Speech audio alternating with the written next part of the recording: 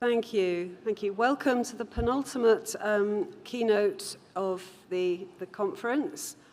As before, can I remind you that questions can be posed throughout the keynote through the app, and I will read some of the questions from the app towards the end of the session so that and put them to Nial. For this keynote, I'd like to introduce you to Nial Friel, who is Professor of Statistics at the University College Dublin.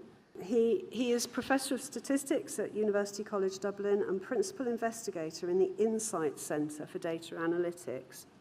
His research interests focus on Bayesian statistics, the statistical analysis of network data, and applied problems which require novel methodologies.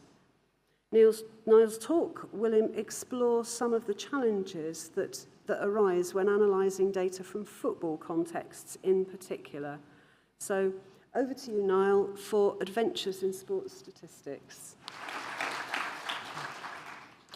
Thank you so much for the welcome, and thanks for the invitation to speak.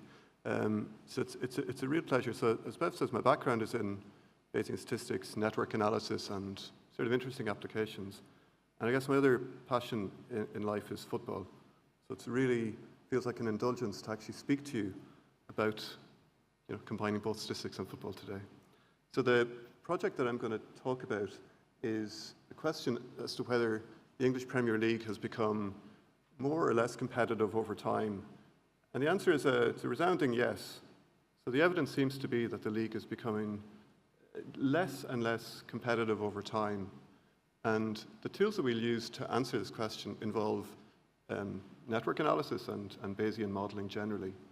But before I begin, I thought it was useful, since today is a sports theme day at the RSS conference, to outline, I think, the contributions that the RSS has made to sports statistics in general over the years. So let's go.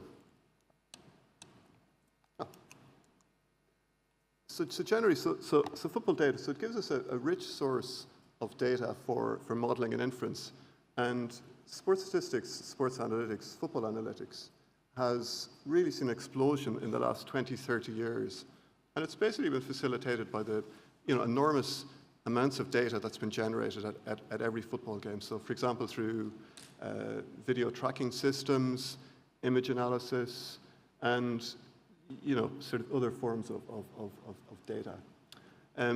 We routinely see concepts such as expected goals presented in the media, papers, and so on. So there's a lot to do. And actually, statisticians are playing a really great role in this whole area. And in particular, as I said, the RSS has, I think, been at the forefront of some of the really interesting developments in this area over time. So what I'd like to do is maybe just highlight some of what I see as kind of important sort of foundational or otherwise papers in sports analytics. The story begins with someone called Charles Reep. So Charles Reep is I would consider a pioneer in the area of sports analytics. So he's a really interesting background. So he was an accountant by training, a wing commander in the Royal Air Force, also a huge football fan. So Reep, it turns out, has gathered data on lots of events in football through the 50s and 60s and so on, in ways that people hadn't done before. So here's a snapshot of some output from Reep's paper in 1968, published in JRSSA. You can't really read here, but it says, effectively, data gathered on 42 First Division games in the 50s, more games collected in the 60s. So what he's done is he's basically counted the number of, as he calls it, possession chains. So how many passes a team completes before the ball is, shot is taken, ball goes out of play, or the ball is dispossessed by the opponent's team. And he hand collected the frequency of ball chains from possession chains from 1 pass, 2 passes, 3 passes, etc. The analysis is not very very advanced, quite elementary by today's standards. He effectively fitted a negative binomial distribution and made some insights based on this. What's interesting, I think, is that he sort of was the first person to realize that this type of event data could be used to sort of analyze performance and to plan strategy and so forth. Those of you who know a little bit about RSS history, his co-author, Bernard Benjamin, was a former past president of the RSS and a Guy gold medal winner. So I think this is one of the first papers where football and statistical modeling are used, actually. Again, dating back to a JRSSA paper. A little more on REAP, so the first football analyst. So these days, every sports club, you know, that's elite level football and beyond, has entire teams of sports analysts. And what REAP, I think, his main contribution is that he realized the potential of collecting event data, so different events in football matches, for performance analysis and planning strategy. And as I said, he collected these by hand. It turns out that he had his own unique shorthand system for doing this. And yeah, so it's quite interesting. But, you know, of course, these days, collecting sports data is now actually an industry. So Opta Sports would be a good example of this. So they gather, collect, and sell huge amounts of data to the media, to clubs, et cetera, et cetera. So again, kind of REAP was I guess, foundational in that aspect as well. Interestingly, he worked with several football clubs. I think his probably most successful association was with Wolverhampton Wanderers. He worked with them for many seasons in the 50s, which coincided with their most spectacular spell of success. They won 2 FA Cups, 3 league titles, and Wolves' legendary manager, Stan Cullis, he actually writes that REAP was really central to their success. So he really had an influence. A really remarkable person. Here's a picture of him with his hand-collected data. I mean, it's a lesson in perseverance that he, you know, stood and watched thousands of games and sort of meticulously calculated the various different statistics of interest. Okay, second paper I'd like to highlight is a publication from Applied Statistics from JRSSC. So many of you will be possibly aware of this by Dixon and Coles. So their paper was to figure out how to model actual football outcome scores for the purpose of prediction. Paper has been really influential. It's led to a lot of papers that have followed it and extended it in different ways. But its impact can also be seen in that it's I think, used as the basis for a lot of bookmakers, how they price their odds, for better or for worse. So it has had impact in different senses. Just to give you a kind of brief idea what goes on, so if xi is the number of goals scored by team I, yi is the number of goals scored by team j, and we allow a Poisson distribution for both. The idea is to use the GLM framework to model the rate of the number of goals scored by the home team and the away team in the following kind of way. So the log rate for the home goals includes a home advantage parameter, because typically the home team scores a little more than the away team. It involves a parameter associated with the attack of the home team and with the defense of the away team. So the two kind of teams are impacting on the home rate of goals. Similarly for the away rate of goals. Again, extended in different ways by allowing more dependency between the two teams, allowing a temporal dependence over time, and lots of different ways. So it's generated a lot of interesting papers, I think. And then fast forward to last year. And this was a red paper in JRSSC. And it was really, I think, possibly the first paper that's used the kind of vast array of data that's now generated. So for example, player tracking data, which effectively is spatio-temporal. So where is the player on the pitch, at what time, combined with events. So was it a pass, was it a throw-in, was it a penalty, and so on and so forth. So I think this paper, although it's quite new, it really opens up a sort of window to other sort of modeling and inferential possibilities. To give you a sense of what they did, they modeled all so-called touch ball events in the 2013-2014 season. So you can possibly read some of these here. I'll read some for you. So an example of a touch ball event would be a pass, a ball recovery, a clearance, a tackle, and so on and so forth. You'll see that each at very, very high frequencies, they're collecting timestamps. What player took part in that action, what team, what was the action type. What they did was they placed this in a marked point process, spatiotemporal point process framework. Again, I think the first statistical paper, at least, to combine data of that sort. So huge volumes of data in this paper. It really kind of contrasts so much with Reap and Benjamin, in terms of their kind of hand-collected data. So this is kind of where we are today. So again, just this sort of short interlude to say that the RSS has done, I think, incredible work over the years to, popularize and produce papers that have been foundational and important in lots of different ways.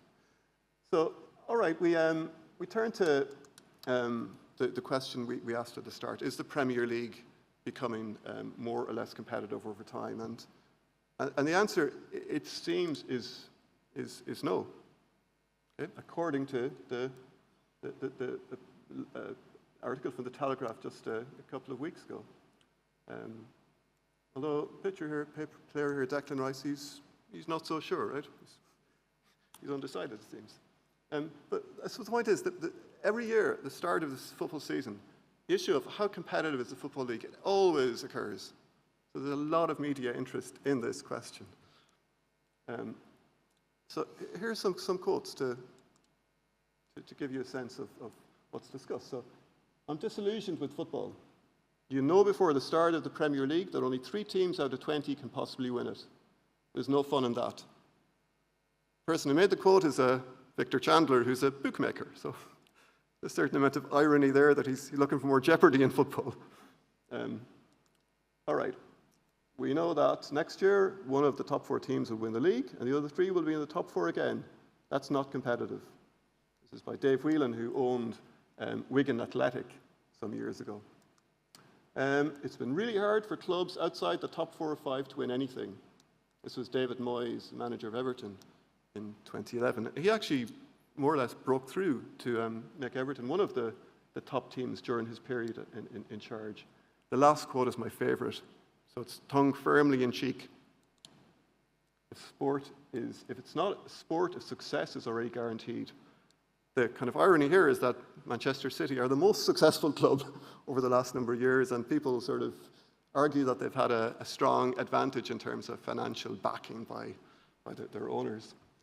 So again, sort of lots of quotes, lots of interest about this kind of topic. And here's just a few more, even more recent articles. So this is from The Guardian. What is the most competitive football league in Europe? The answer they conclude is the Italian Serie A league. The reason being there's more diversity in terms of winners in the recent past. So, that's their measure of competitiveness. Here's an article just a few days ago from the Mirror. It's relating to the UEFA Champions League. There's a new format for it, and I just thought I'd highlight at the bottom that UEFA, they say, are promising a better competitive balance, in quotes. So, what is competitive balance? Well, it's not a really well-defined term, but the concept generally is that it encapsulates the notion that there's some sort of unpredictability in the outcome of games. Some sort of jeopardy, basically. So our contribution to this was to develop a statistical network model. And what we want to do is we want to probabilistically cluster or partition the teams into groups where each group is competitively balanced within itself in a way that I'll hopefully make clear to you. And what we've done is we've modeled each season from 78, 79 through to last year to try to answer this question. And the sort of summary that we'll get to shortly is that there's strong evidence, I think, that suggests a structural change from a league that was pretty well balanced through the 70s, 80s, and 90s to leagues that, you know, are now more or less two tiers. So there's a collection of teams at the top that tend to compete well against each other, but much more superior than, you know, another block that are much less competitive with that stronger group. Okay, a little background on the English First Division Premier League. So the English Football League, so it's the oldest, one of the oldest in the world. Dates back to 1888. It's got a really rich history. It grew rapidly. So the second division was introduced in 1892. There's 4 divisions today, but a kind of unique feature is that it's got a collection of leagues below that again. So it's a strong kind of hierarchical kind of pyramidal structure.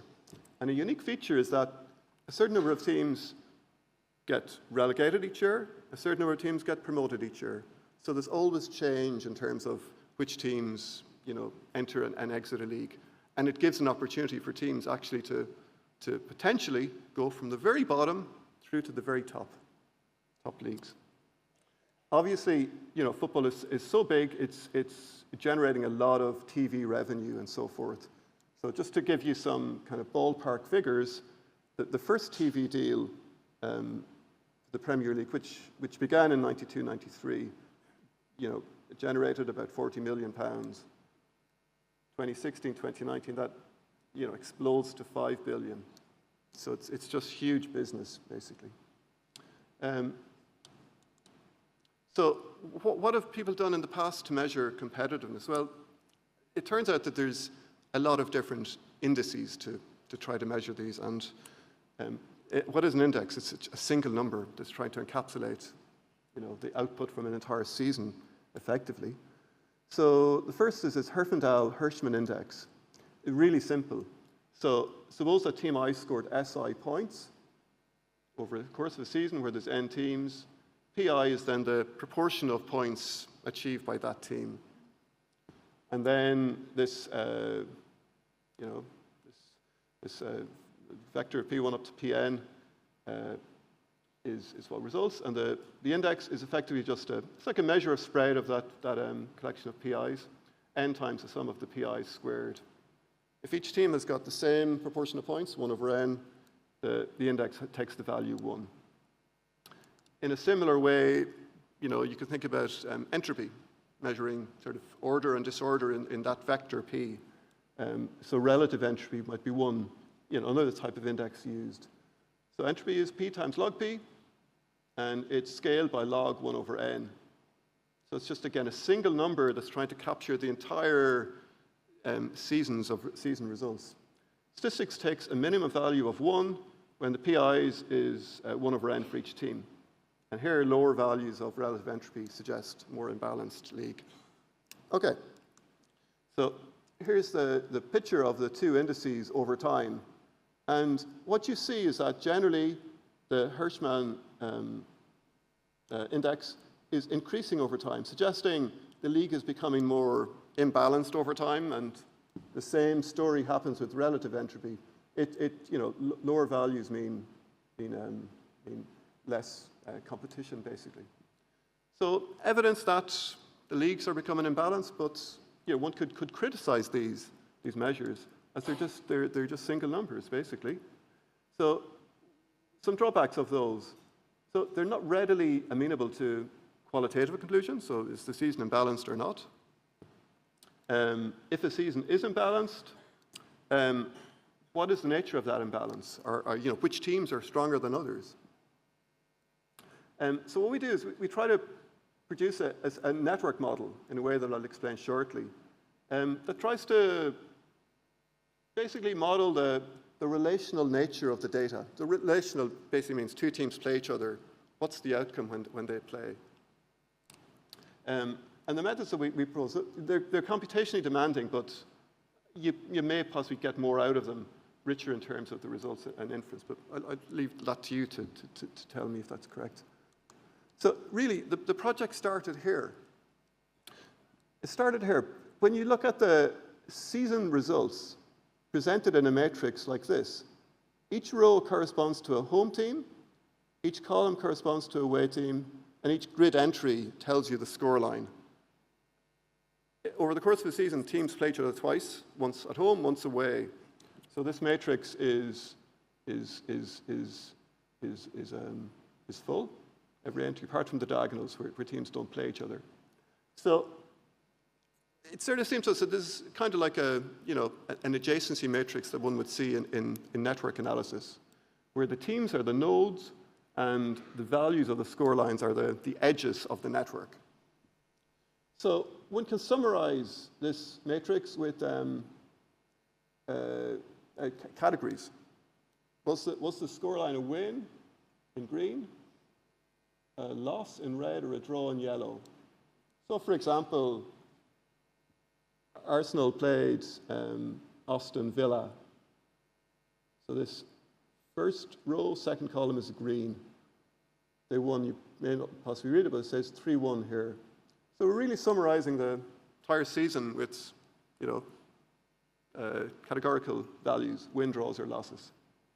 Okay, we can then, summarize the data in this adjacency matrix. So categorical values, win, draws, or losses, we can represent them by 1, 2s, and 3s. They have no numerical meaning, just labels. In terms of this, we call it a results adjacency matrix. The kind of network analogy is that, again, the nodes of the network are the teams, and the edges are the results when Team I plays at home against Team J. And the edge of that network is the 1, 2, or 3 value according to a win, a draw, or a loss. Okay. So network model. So the sort of model that we're going to rely on is called a stochastic block model. And just to give you a quick sketch of how it works. So in general, if you have k nodes, k blocks or k clusters, each node, in this case a team, belongs to one of those blocks or clusters with a label Zi. So Zi is just a label saying what block or what cluster does that team belong to. So here's a cartoon of a network. So the nodes are labeled 1, 2 up to 12. The edges are highlighted. And one might imagine that there's maybe 2 clusters in this network. The SBM model, stochastic block model, aims to find clusters or blocks in this network.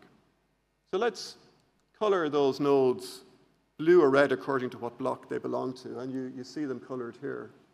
Same network. And actually, if we reorganize the network to display it in a different way, keeping the same edges, we see that actually, sure, the red block is strongly connected with itself, the blue block also within itself, and very little between the two. That's the kind of general idea. So you're trying to assign variables to each node, saying what block they belong to. Okay, so in the context of football, just to give you a few small details of the model, we're assuming that the probability Yij, so this is the result when Team I at home plays against Team J, depends on the respective blocks that both teams belong to. So if Zi is block 1 and Zj is block 3, it means that Team I is strong, Team J is not so strong. So the really important assumption is that the probability of a home win, draw, or loss is the same when any team from block S plays against any team from block T, even if S and T are in the same block. So to give a simple little kind of sketch of this, suppose we have 2 strong teams, Liverpool and Man City, allocated in block 1, and Burnley and Bournemouth allocated to block 2. The model says that whenever a team from block 1, so Liverpool or Man City, plays a team from block 2, Burnley or Bournemouth, the probability outcome of a win, draw, or loss is the same. That's the essential assumption here. And in the notation or the terminology of network analysis, they call this idea stochastic equivalence. All right. So what we're trying to do is we're trying to model how many clusters of teams there are, what's the size of each cluster, and which team gets assigned to each cluster. And the kind of idea, more or less, is that if we see that a single cluster is enough, the evidence that the league is competitive. If we see maybe that there's 2 blocks or 3 blocks, it's important then to see how many teams are we assigning to that strongest block. Because if there's quite a few assigned to that strongest block, it's saying, okay, there's still quite a bit of competition among those strongest teams. That's the kind of analysis that we end up with. You'll see shortly. To put just a little bit of detail on the model, we use a multinomial likelihood. So suppose that team I is in block S, team J is in block T. We're really just saying that there's a probability vector, P1, P2, P3, that assigns the probability of a win, a draw, or a loss when any 2 teams from blocks S and T play each other. And how do we model the likelihood? Well, if Yij takes the value omega, so it's 1, 2, or 3 according to a win, a draw, or a loss, conditional on knowing what block team I belongs to, knowing what block team J belongs to, and this vector attached to blocks S and T, then we can ascribe a probability or a likelihood to that outcome. That's the basic model. We do things in a Bayesian way, so we put a prior on this entire P vector. So each entry of P is this triple probability of home win, the draw, or loss at home. The P's sum to 1. We assume a conjugate 3-dimensional Dirichlet distribution for these PKs. The effect of that is that the multinomial distribution and Dirichlet are conjugate, so it allows us to do some integration out and sort of simplifying the model in some ways, as we'll see shortly. In terms of the vector of allocations, as it's called, this is what team gets assigned to each block. The standard thing to do here is to use, well, there's many things to do, but what we'd actually do is a multinomial distribution also for it, which depends on some parameters, theta, which themselves have hyperpriors, which are Dirichlet. And again, we're sort of appealing to the multinomial Dirichlet conjugacy here. All right. Okay. How many blocks are there? In this case, we use a zero truncated Poisson with rate 1. And why do we do that? It may seem a bit kind of weird at first sight. Why we do that is that it gives us the density of K as a probability mass function of K as proportional to 1 over K factorial. And that's important because one of the issues with this type of model, which is a version of a mixture model, is that it's prone to label switching. In other words, it's invariant to permutations of the labels. So this is a way to sort of acknowledge that permutation. Okay, good.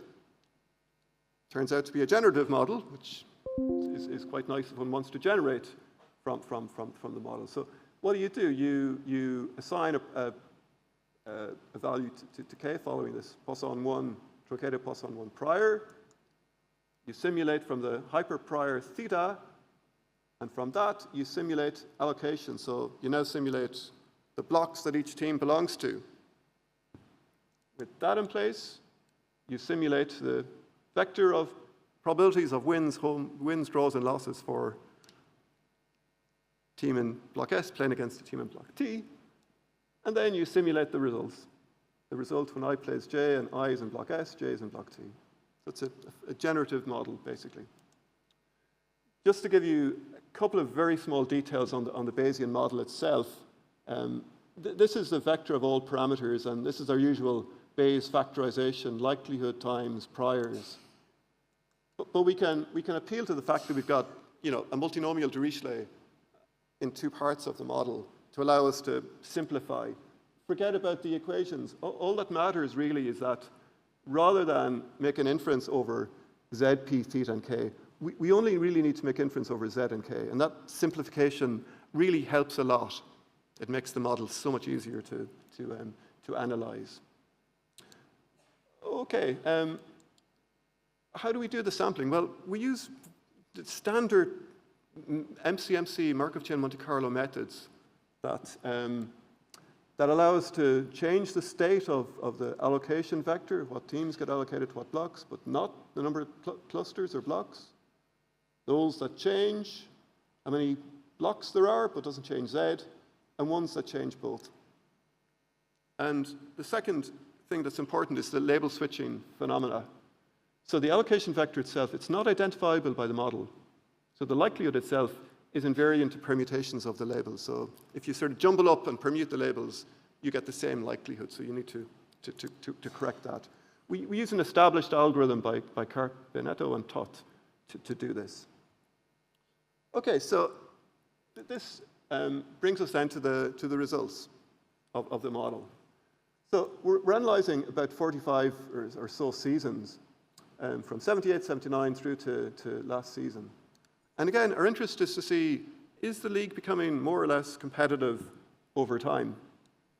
And I thought to present the results from 2021, 2022 as a means to sort of explain what the model does and how it works. So let's do that. So the league that season was won by Manchester City. The model says that there's strongly a two-block model with 0.97 probability, a smaller probability of a three-block model. So strong posterior support that two blocks are sufficient for this model. Here's the results table. And alongside, we give the probability of the team being in the strongest block, conditioned on the data, and it being a two-block model. So you see that it's saying that there's strong support for four teams in this top block and 16 teams in the bottom block. And you see very quickly that the posterior probability of membership to the top block drops off quite quickly. It's interesting that Arsenal have 69 points, close to Spurs, but there's quite a disparity in terms of the probability of membership to. So I can talk a little bit about that in a second. All right, here's the picture you've seen before. Here's a picture with the results where the teams are now ordered by their membership to each block. So for example, the first four teams are in the strongest block. This solid line demarcates where the top and bottom blocks begin and end. Just to look at the kind of, why isn't Arsenal in the top block if Arsenal were so close to Spurs in terms of just been only 2 points away? If you look at Arsenal's results against those top four teams, you see that they actually lost 3 times and won once at home against Spurs. When Arsenal played away from home, you have to look at this fifth column, and you see that there, they also, well, green means a home win, so Arsenal lost 3 times and won once. So actually Arsenal weren't very competitive with those other 4 teams. So this is why it's saying they should be in the second block. And I think you can kind of get some insights into what the model is doing by looking at each of these 4 quadrants in turn. So for example, this is the strongest block. And what you see is a kind of nice mix of green, red, and yellow colors saying that, teams performed reasonably well against each other. There's a fairly uniform distribution of results here. Likewise, when you look at the results of the weaker block of teams, how did they do against each other? You also see, by and large, a reasonable distribution of colors here as well. But when you look at how the strong teams did against the weaker teams, when the strong teams played at home, you see a lot of green, meaning that the strong teams typically beat the weaker teams. When the weaker teams played at home against the stronger teams, we see a lot of red. So they typically lost at home. So the results kind of make sense in this way in terms of what the model is trying to do. Okay, the results then get sort of interesting when you look at what happens over time, over the 45, 46 seasons, and sort of focus on the first half of the results to begin with. This is from 78, 79 through to 2000. The sand color says a one-block model is preferred. The bluey color says a two-block model is preferred. And what you see is that for the first half of the study, it's mostly a one-block model. Now, there are some situations where, you know, the model, we can't decide between a one or a two-block model. That's nothing to choose in 84, 85. And actually, in this season, it turns out that the strongest block was all but one team. So there's only one team in the weakest block, which turns out to be Stoke City that year. So actually, it's really saying there's actually just one huge block here. And so on. You know, contrast that then with what happens from 2000 onwards. 2000 onwards, you're saying, okay, it's mostly a two-block model. Mostly a two-block model. There's a couple of interesting seasons here, though. Okay, so anyone who enjoys football and has followed it will know that a remarkable season was season 25, 2015, 2016. Okay, this is when Leicester City won the league. Okay, so this is really a remarkable season. Look, it's picked out a one-block model. So in that season, it was almost like the perfect storm for Leicester City to win. A lot happened. Manchester City changed their manager. Pep Guardiola arrived, I think, the season after. Jurgen Klopp had just joined Liverpool, I believe. Mourinho was sacked halfway through from Chelsea. Man United had sacked David Moyes. So all the big teams were in disarray, okay? And Leicester won. The other interesting season is during COVID, 2020, 2021. That season, there's a little bit more support for the one-block model.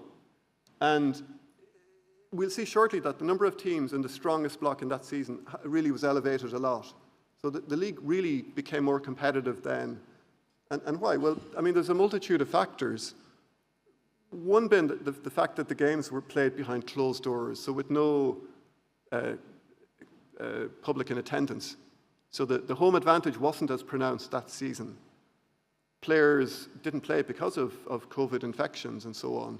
And the league was compressed in time. So a lot of, you know, it was really an outlier season, but the model is sort of saying that kind of strange things happened.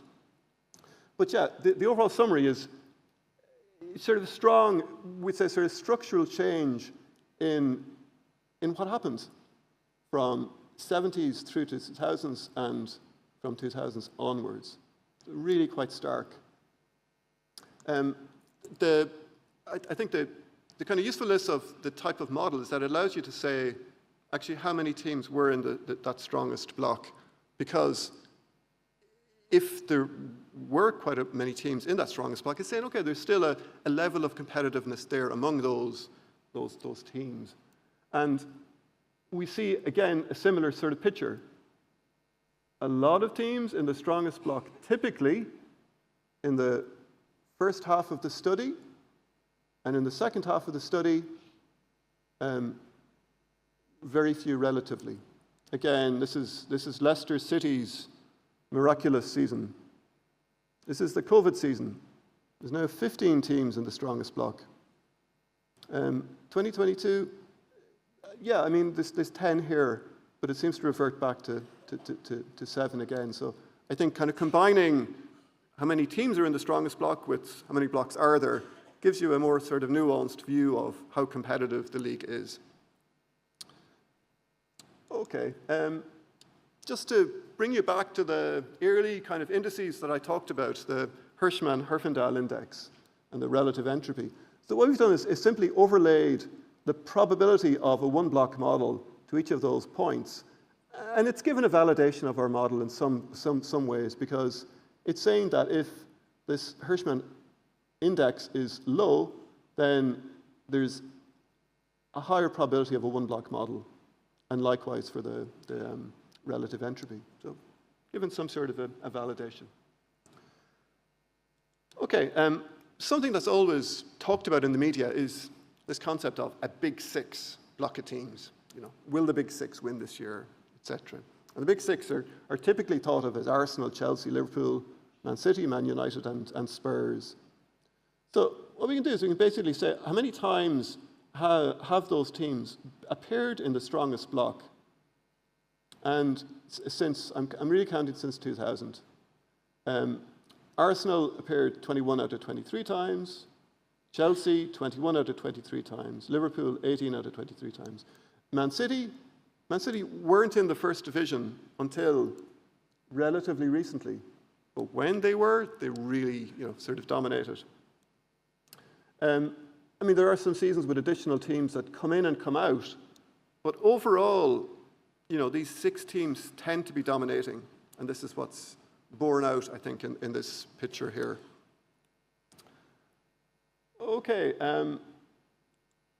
so just to finish up and sort of kind of tell you what I've told you more or less, is that there appears to be a sort of breakpoint or a sort of structural change that says that the league was quite balanced from 80 to 2000, but since then, more or less, it's the case that a two-tier league is kind of most evident.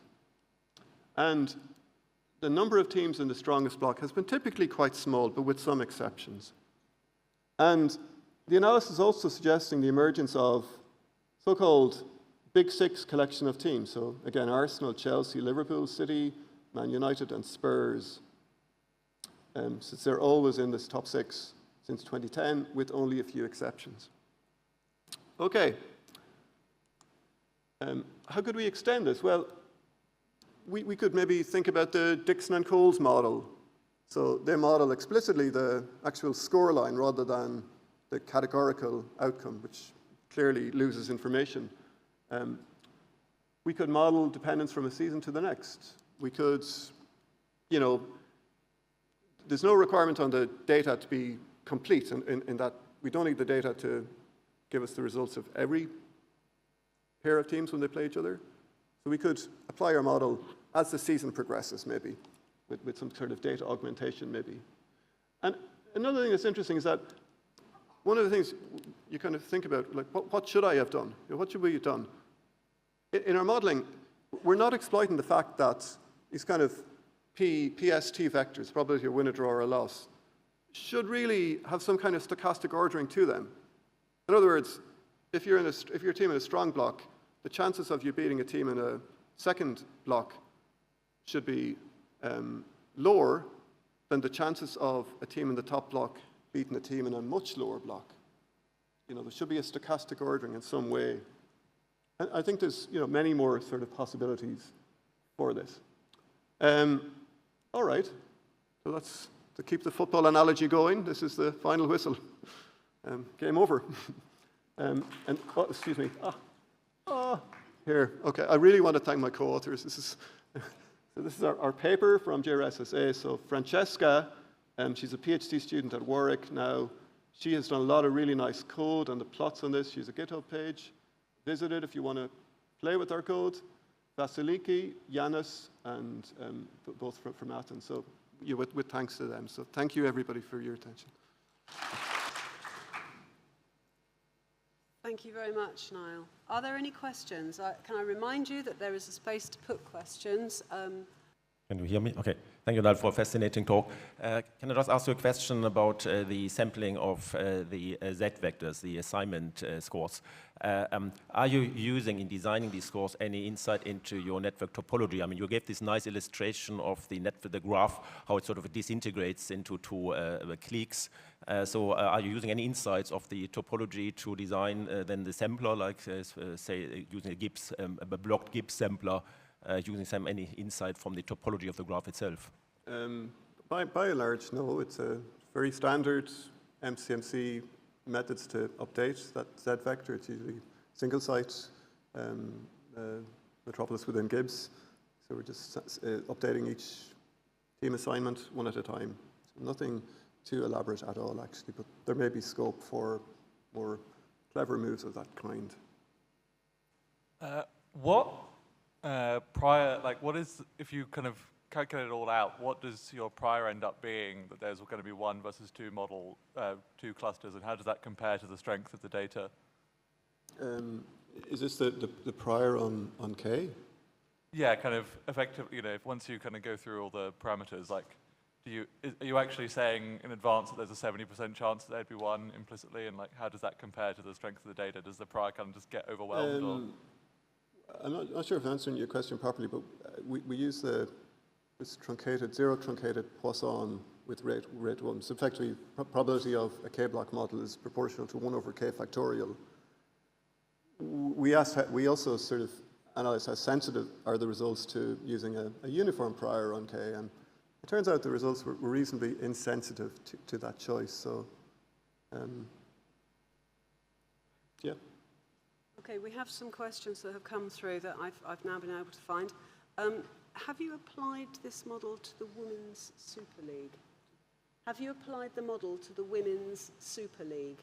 Oh, we haven't, but it would easily apply to any other league of that sort. Again, the data doesn't need to be, the results matrix doesn't need to be complete. I mean, not every team needs to play against one another, so it could apply to, tournament data as well, maybe with some modifications to the model. But yeah, it would be readily applied to the Women's Super League for sure. Thank you. Do you have any recommendations for sources of open source data for sports network analysis? The results data that we're working with are readily available from lots and lots and lots of sources. The more complicated data that I kind of sketched a little bit, the recent red paper last year, the event spatiotemporal data, that type of data there are sources for that. There's a company called StatsBomb that have released a lot of data actually relating to women's football that's amenable to that type of analysis. Opta themselves, I think they're the leader in this type of data collection. It's quite expensive to get data from them, and it's proprietary, not open source. But again, there are avenues to get open source data. One here, I think, with a bit of a vested interest. How much would competitive balance in the English football have to increase for Leeds United to be a respectable team? Can I guess who answered that question? Okay. This is beyond my day job. I'm Irish, and Leeds have a strong history with Irish players over the years, so I do hope they get there, How well do you think you would be able to predict membership of the strongest block based on the previous season? I think it should be possible. I think the base framework should facilitate that in the sense of, borrowing information from previous seasons to update the prior probabilities of allocation to the different blocks. This Z variable, for example, could be informed by what happened in the past, I think. We haven't done this. Great, thank you. What are your thoughts on how you can balance the desire for competitiveness with allowing smart teams to reach the peak of their ability? I mean,